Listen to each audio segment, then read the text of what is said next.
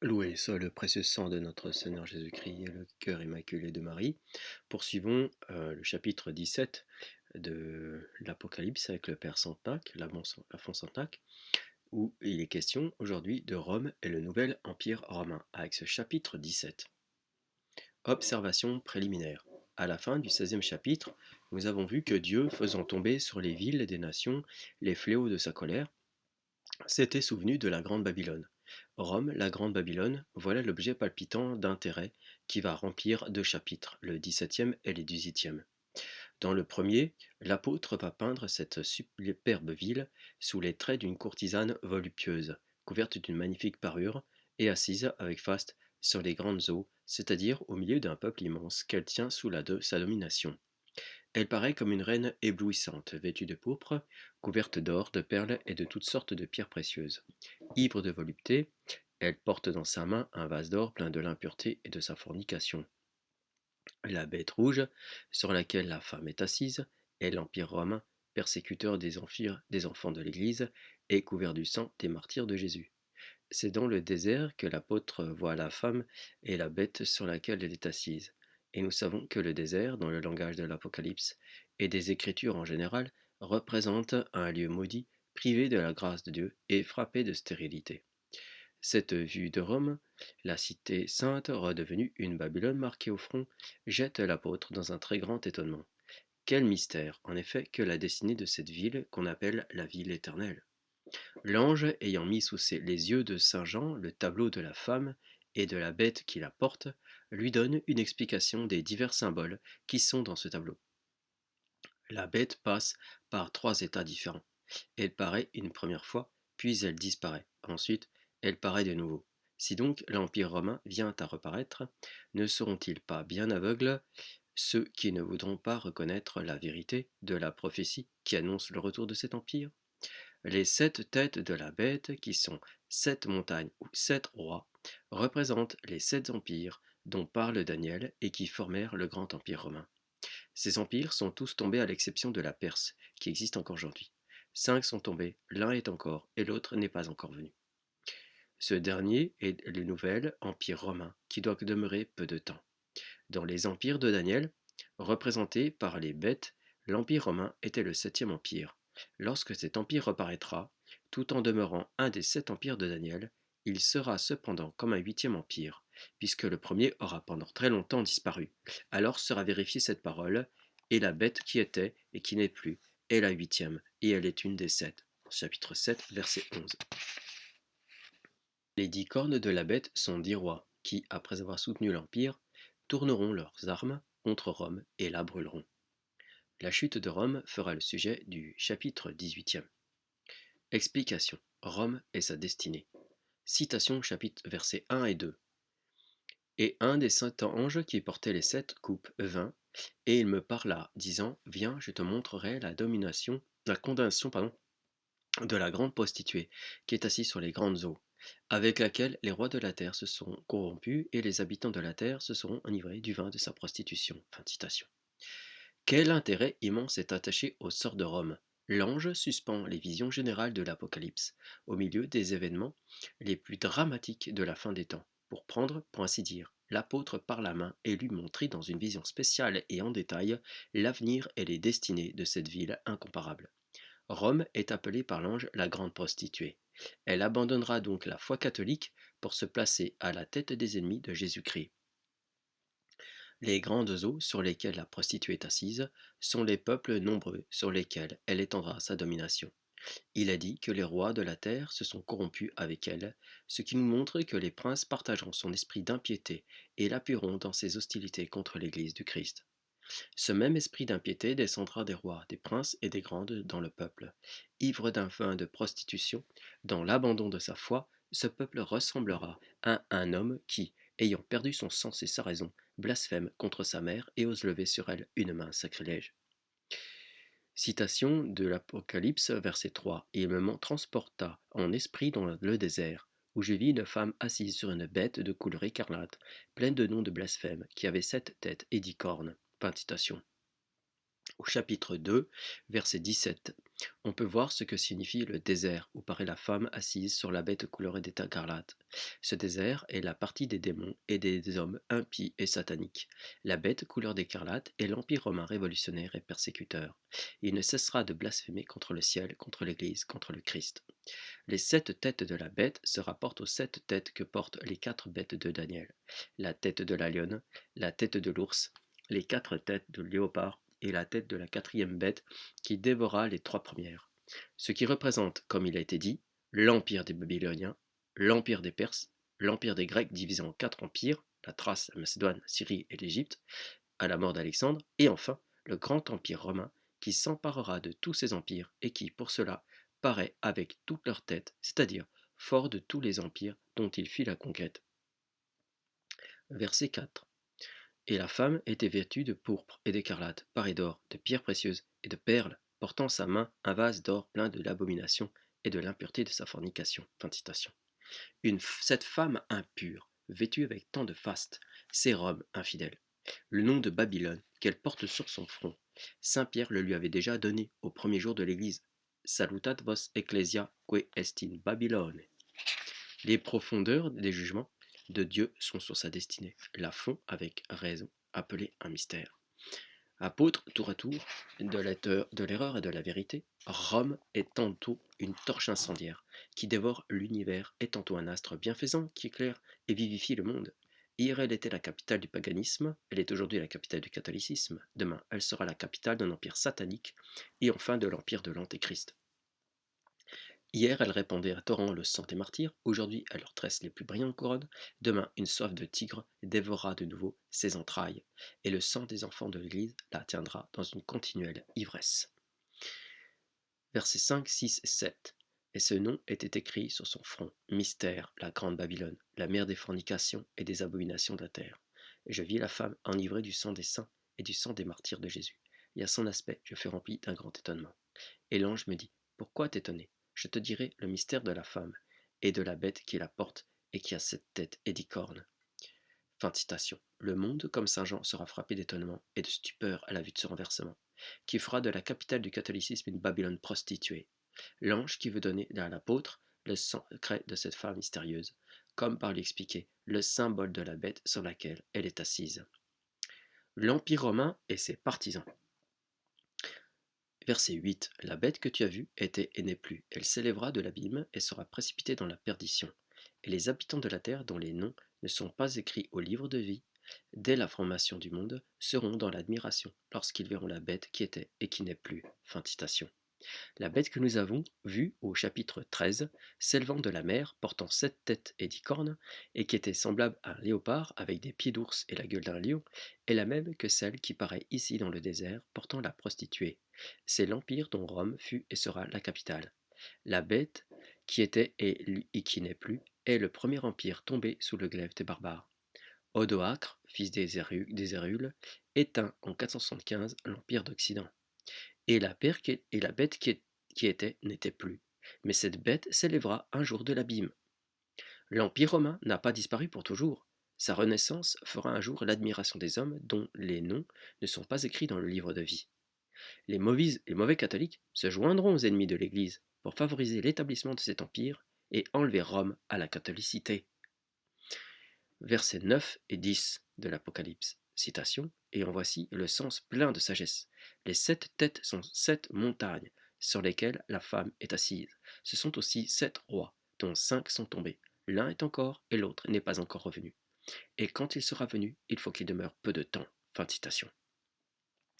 L'ange explique un symbole par un symbole, car les 7 têtes symbolisent 7 montagnes, et pour celui qui a la sagesse des 7 montagnes, symbolise 7 empires. Dans les Écritures, les empires sont comparés à des montagnes. Jérémie annonce à Babylone que le Seigneur va lui rendre les mots qu'elle a faits à Jérusalem. Je viens à toi, montagne empoisonnée, qui a corrompu la terre, et je te rendrai une montagne consumée par les flammes. Fin de citation. Sur quoi Théodoret remarque que le prophète donne à Babylone le nom de montagne à cause de la grandeur de son empire. Habacuc dépeint le même événement dans l'admirable cantique où il célèbre la délivrance du peuple saint. Citation, le Seigneur s'est élevé et la terre a tremblé. Il a regardé et les nations ont été dissipées. Les montagnes qui se croyaient éternelles ont été brisées, et les collines qui semblaient devoir subsister autant que le monde ont été abaissées. Zacharie veut exprimer que Zorobabel relèvera le temple malgré les obstacles que la nation voisine lui oppose. Qu'es-tu, grande montagne, devant Zorobabel? Sois précipité dans la plaine. Quelle citation! Cette dénomination allégorique revient souvent dans les psaumes. Nous nous bornerons à deux exemples plus remarquables dans le psaume 67. Elle s'applique à la foi et à la ville de Jérusalem et à la nation qui l'opprime. Citation: Montagne orgueilleuse, mont de Basan, pourquoi insultez-vous à la montagne sur laquelle il a plu à Dieu d'établir sa demeure et où le Seigneur habitera toujours? Fin de citation. On voit par le verset 23 que le mont de Basan désigne les Chaldéens et Babylone, à qui le Seigneur va enfin arracher son peuple captif. Citation: La grande montagne, dit Bossuet, c'est une grande puissance, c'est pourquoi l'empire du Fils de Dieu est désigné par une grande montagne, en Daniel 2,35. Fin de citation. Et en parlant de Babylone, Zaché dit, le prophète Zacharie dit: Qui es-tu, ô grande montagne? Et Jérémie dit: Je parle à toi, montagne pernicieuse. Fin de citation. Les 7 montagnes sont donc 7 empires. Le prophète appuie dans son sens, car il ajoute: Ce sont encore 7 rois. Et dans le langage figuré des prophètes, les rois représentent les royaumes, dont ils sont la tête et le bras. Bossuet remarque que Bérogaude, écrivain du XVIIe siècle, dit clairement que les 10 rois sont désignés 10 royaumes. Citation: Le bélier, dit la Bible d'Avignon, expliquant Daniel, représente le roi des Perses et des Mèdes, c'est-à-dire la monarchie des Perses et des Mèdes. Le bouc représente le roi des Grecs, c'est-à-dire la monarchie des Grecs. Les 7 têtes, qui sont 7 montagnes ou 7 rois, sont donc 7 empires. Dans Daniel, que saint Jean a suivi dans ce passage, les 7 empires sont représentés par la lionne, l'ours, le léopard à 4 têtes et la bête extraordinairement forte qui dévorera les 3 premières bêtes.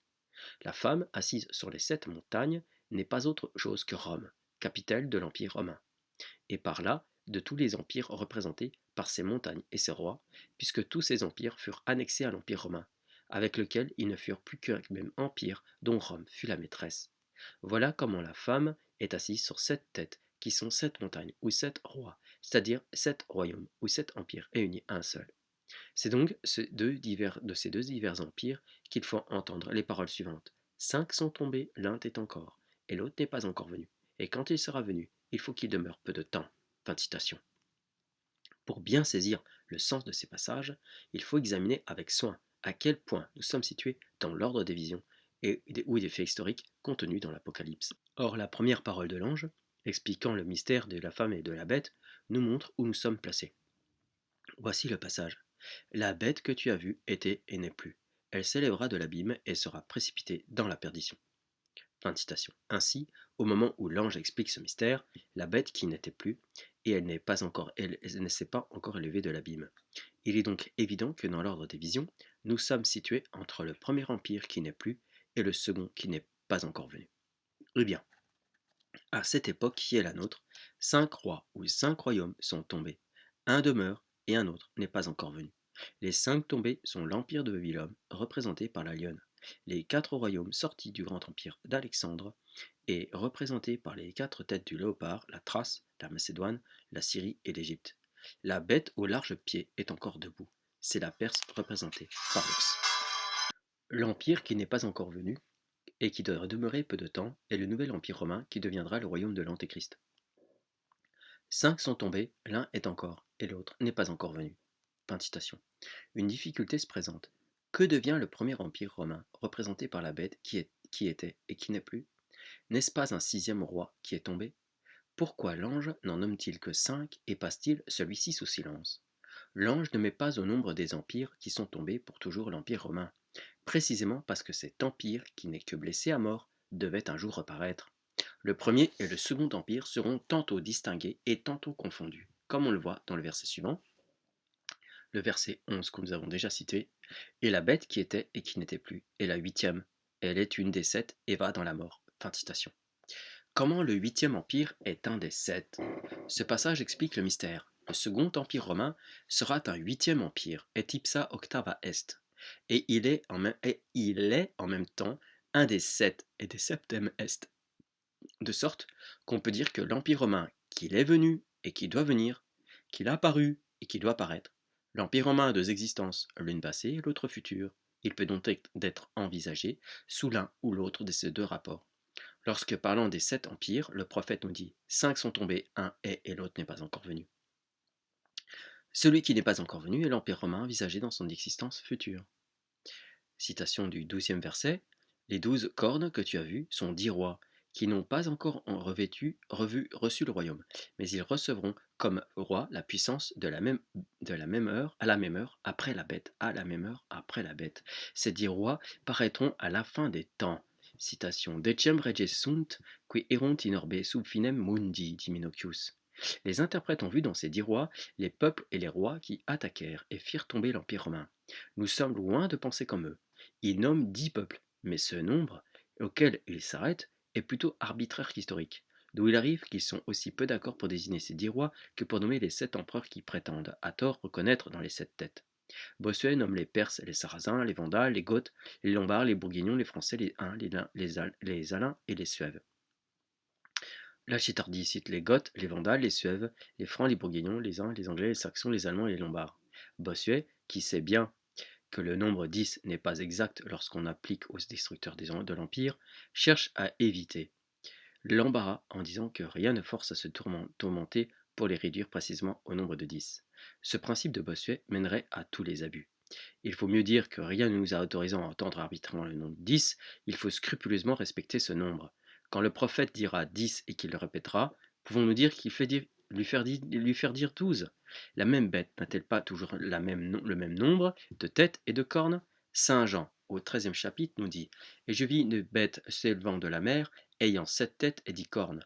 Bossuet veut bien que le nombre 7 de 7 soit exactement gardé, puis pourquoi ne pas garder avec la même exactitude le nombre de 10 qui lui est parallèle? S'il est vrai que la bête porte 7 têtes et rien que 7 têtes, comment n'est-il pas vrai qu'elle porte 10 cornes et rien que 10 cornes?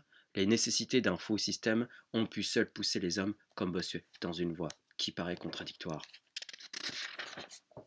Les 10 cornes que la bête porte ne peuvent être les peuples barbares qui renversèrent l'Empire romain. Les cornes représentent la force de la bête qui lui servent de défense. Or, on aura beau dire que les princes barbares se mirent quelquefois au service de l'Empire, on n'en prouvera jamais qu'ils en furent la force. Et l'histoire constate que Rome fut perdue lorsqu'elle eut recours aux barbares pour la défendre. Les 10 rois de l'Empire forment un Decemvirat à la fin des temps.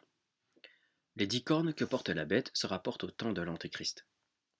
Citation. Disons que tous les écrivains ecclésiastiques ont enseigné qu'à la fin du monde, lorsque le temps de la destruction de l'Empire romain sera venu, il y aura 10 rois qui partageront entre eux cet empire, et il s'en élèvera un 11e qui sera d'abord plus faible que les autres, dit saint Jérôme. Les écrivains dont parle saint Jérôme ont puisé, comme lui, cette doctrine dans le prophète Daniel, qui l'enseigne formellement, puisque, en parlant de cette même bête, il nous dit qu'au milieu des 10 cornes, il s'en élèvera une autre qui, petite d'abord, deviendra extrêmement grande. Et cette corne représente l'Antéchrist, comme l'entendent les interprètes et comme nous l'avons établi au 13e chapitre. D'ailleurs, la bête qui porte les 10 cornes est celle qui, au chapitre 13, s'élève de la mer, c'est-à-dire reparaît après qu'elle avait été blessée à mort. C'est aussi lorsque la bête s'est élevée de l'abîme que l'ange, dans le chapitre que nous expliquons, la montre à saint Jean, et la nomme alors la 8e, et ipsa octava est, pour bien déterminer qu'il s'agit du second empire. Les 10 cornes ne représentent donc pas les peuples barbares qui renversèrent le premier empire, mais 10 rois ou 10 princes du second empire qui paraîtront au temps de l'Antéchrist. Au temps de l'Antéchrist. Remarquez bien qu'au moment où l'ange parle, qui est celui où la bête n'est plus, c'est-à-dire où le premier empire a disparu, les 10 rois n'ont pas encore reçu leur royaume, et ne recevront leur puissance que lorsque la bête aura déjà reçu la sienne. Car ne recevront la puissance qu'après la bête, sed potestatem tamquam reges, una hora cipient bestiam. Il nous semble voir, dans ce passage, reparaître le Decumvirat qui fut établi sous le premier empire en 303 et ne devait durer qu'un an. Les 2 rois reçoivent en même temps, ou à la même heure, ou si l'on veut pour peu de temps, pour un an représenté par une heure, une puissance comme une puissance de roi. Le verset qui suit favoriserait beaucoup ce sentiment, car il y est dit que ces sortes de rois ont un seul conseil. Citation de l'Apocalypse en versets 13 et 14. Ceux-ci ont un seul conseil, et ils donneront leur force et leur puissance à la bête. Ceux-ci combattront contre l'agneau, mais l'agneau les vaincra. parce qu'il est le Seigneur des seigneurs et le Roi des rois, et ceux qui sont avec lui sont les appelés, les élus et les fidèles. Fin de citation. Comme on le voit, les 10 rois combattront contre l'agneau. Or, la mission providentielle des destructeurs du premier empire ne fut pas de combattre contre l'agneau. Il leur fut dit, au contraire, d'épargner le vin et l'huile, c'est-à-dire la religion du Christ symbolisée, comme on l'a dit, par le vin et l'huile.